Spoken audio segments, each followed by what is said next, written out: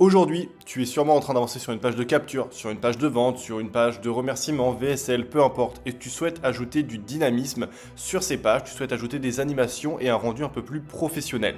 Dans cette vidéo, nous allons voir ensemble concrètement comment créer des animations qui permettent d'animer des colonnes au survol. Donc, comme cette animation que nous allons créer ensemble exactement. Tu peux voir que lorsque je survole la colonne, l'image ici bouge alors que je ne passe pas ma souris au-dessus de l'image et la colonne grandit également. Donc nous allons voir exactement comment créer tout cela dans un instant. Je vais te partager le code et te l'expliquer dans cette vidéo et tu vas pouvoir trouver ce même code en description afin de directement le copier-coller pour l'appliquer à toutes tes pages. Le fait d'ajouter ce genre d'animation, ça va te permettre de créer des pages tout simplement qui se démarquent de la concurrence car c'est un type d'animation que très peu de personnes savent créer alors que pourtant lorsqu'on a le bon code et les bonnes explications, il n'est pas très compliqué à mettre en place. Donc, si cette vidéo t'intéresse et que tu souhaites en avoir d'autres du même style, n'hésite pas à t'abonner car il y aura d'autres tutos extrêmement complets comme cela sur la chaîne prochainement et n'hésite pas également à me dire en commentaire quel type justement de tutoriel tu aimerais voir prochainement. Donc, nous sommes partis et nous allons aller dans l'éditeur System.io. Nous avons 3 colonnes et le code est pour l'instant uniquement appliqué à celle-ci. Nous allons l'appliquer aux autres colonnes. Donc, avant toute chose, nous allons aller dans les paramètres, puis dans modifier le code d'entête. Et c'est ici que tu trouveras le code à copier-coller. Donc, en description de cette vidéo, tu as le code. Il va simplement falloir que tu ajoutes des balises style afin de pouvoir rentrer le code CSS dans System.io. Donc, nous allons le faire ensemble pour les prochaines sections. Et voilà, c'est comme ça que l'on ajoute une balise style, ce n'est pas très compliqué. Ensuite, tu vas tout simplement copier-coller via la description le code sans trop réfléchir, sans trop te prendre la tête. Et voilà, et là je vais t'expliquer dans les grandes lignes comment est-ce que tout ce charabia qui peut-être pour toi est chinois, à quoi ça correspond et qu'est-ce que ça signifie. Donc nous avons un code en 2 parties. Nous avons celle-ci qui permet de faire tourner l'image et nous avons celle-ci qui permet de faire grandir la colonne. L'objectif de cette première partie, c'est simplement de donner à l'image, donc qui est tout simplement ici, un délai lorsqu'elle se transforme, lorsqu'il y a une animation de 0,6 secondes. Donc à l'entrée, à la sortie, dans un sens comme dans l'autre. Évidemment, si tu souhaites que l'image ait une animation plus rapide, tu as simplement à réduire le temps. Si tu souhaites qu'elle soit plus longue, tu augmentes le temps. C'est pas très compliqué. Ensuite, nous avons la deuxième partie où ici on dit à System.io, l'identifiant de cette colonne, lorsque il se passe quelque chose avec cette colonne, donc over, lorsqu'il y a une souris au-dessus de cette colonne, alors l'image qui est ici, donc cet identifiant d'image, tu lui appliques la transformation, tout simplement rotate 360 degrés, donc en gros une rotation de 360 degrés. Tu peux voir qu'entre ces éléments sur le vert à chaque fois, il y a toujours une petite précision de ce à quoi correspond le code pour que tu comprennes vraiment. Donc nous allons appliquer ça à la deuxième colonne ensemble.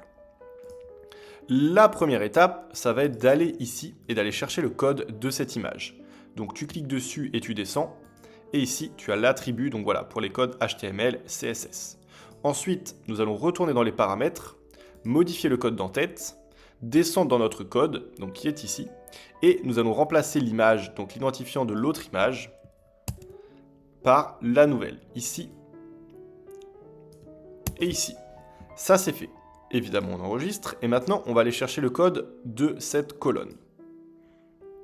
On va cliquer ici, même manipulation, et on va ensuite aller modifier le code dans les paramètres. Et là, on va modifier ça ici, tout simplement. Et voilà. Donc là, on peut enregistrer. Et maintenant, lorsque l'on va prévisualiser la page, tu peux voir qu'au survol de cette colonne, l'image tourne à 360 degrés. C'est extrêmement simple. Évidemment, on pourrait modifier le code. Par exemple, tu as envie que l'image tourne à 1060 degrés. Pourquoi pas? On enregistre. Et là, tu vas voir voilà, que l'image tourne énormément plus. A contrario, tu souhaites qu'elle ne tourne que de 90 degrés, tu remplaces le 360 par 90 degrés, tout simplement. C'est extrêmement malléable et personnalisable. Donc voilà, la première étape est réalisée. Maintenant, nous allons ajouter la deuxième étape, survol. Donc, lors du survol, tout simplement, le fait, voilà, que la colonne grandisse. Pour cela, très simple, on retourne sur notre code ici. On va coller l'identifiant de la colonne susdite, donc qui est ici, que nous avions déjà collé. Ici également, et voilà. Donc ici, réexplication très simple, on dit sur cette partie-là en fait à System.io, voilà, à la base initialement, la taille de la colonne est de 1, donc de 1 pour 1, de 100%, bref, elle est de taille normale, et lorsqu'il y aura une animation, l'animation va durer 0,5 secondes, donc 0,5 secondes pour atteindre sa taille maximale qui est celle-ci. Voilà, encore une fois, tu as le détail à côté pour vraiment comprendre à quoi ça correspond. La deuxième partie du code, très simple, on a de nouveau donc collé ici l'identifiant de la colonne, à laquelle on souhaite attribuer ce code. Lorsque l'on survole, over, alors la colonne se transforme et passe de 1%, enfin de 100% à 105%. Passe de 1 à 1.05, elle grandit donc de 5%. On enregistre, on sauvegarde. Et voilà. Et là, on a tout simplement notre animation au survol. Évidemment, pareil, c'est extrêmement malléable, c'est-à-dire que aujourd'hui ça grandit, mais peut-être que toi tu souhaites faire rétrécir la colonne. C'est tout à fait possible aussi. Dans ce cas-là, par exemple, on va dire qu'elle passe à 0,95. Eh bien, très simple. On a changé donc le 1.05 en 0.95 et tu peux voir que maintenant la colonne diminue. Donc tout est vraiment personnalisable. Avec un seul code, tu peux faire énormément de variantes autant de fois que tu le souhaites. Donc maintenant, ce qu'on va faire, très simple, nous allons utiliser ce code pour animer la troisième colonne, ici. Donc pour cela, nous retournons dans le code. Et là, en fait, j'ai ajouté des balises style pour l'exemple, mais évidemment, tout pourrait être dans la même balise style. Ça, c'est pas un souci. Donc ensuite, nous allons reprendre nos éléments ici. Copier, CTRL-C, coller. Et donc là, il va se mettre à y avoir pas mal de lignes, comme tu peux le voir. Donc le plus important, évidemment, ça va être de faire attention et de ne pas tout mélanger. Donc voilà, on va ajouter quelques espaces supplémentaires. Et ensuite, très simple, on va aller prendre notre image, copier, coller au bon endroit. Donc ici, ainsi que ici. Nous allons prendre l'identifiant de la rangée. Donc ici, et ensuite nous allons copier ça, coller ça au bon endroit. Donc ici pour l'animation par rapport à l'image, et ici afin que cette colonne grandisse au survol. Évidemment, je le précise, vous l'aurez remarqué, lorsque l'on colle un identifiant, il n'y a pas de hashtag, mais c'est essentiel de rajouter un hashtag devant dans le code afin que cela fonctionne bien. On enregistre, on prévisualise, et nous avons nos 3 colonnes qui ont maintenant cette animation.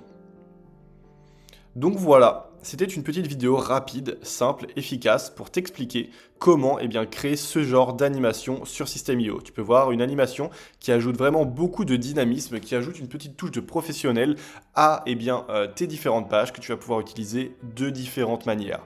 Si cette vidéo t'a aidé, n'hésite pas à laisser un like, à laisser un commentaire comme je te l'ai dit pour savoir quel type de tutoriel tu aimerais voir prochainement. N'hésite pas également à t'abonner. Chaque semaine, je sors une nouvelle vidéo sur la création de tunnels de vente, l'utilisation de System.io avec des vidéos théoriques et concrètes comme celle-ci également.